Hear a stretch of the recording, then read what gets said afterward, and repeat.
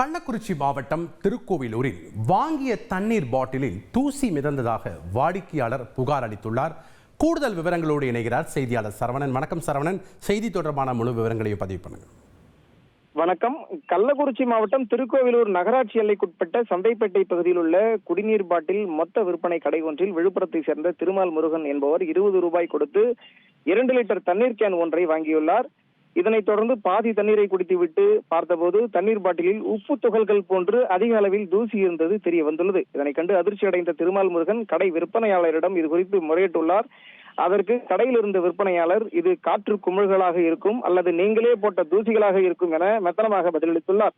இதனைத் தொடர்ந்து மீண்டும் திருமால் முருகன் 20 ரூபாய் பணம் செலுத்தி 2 லிட்டர் வாட்டர் பாட்டிலை வாங்கி பார்த்தபோது அதிலும் அதிக அளவில் உப்பு துகள்கள் போன்ற தூசிகள் இருந்தது தெரிய வந்துள்ளது.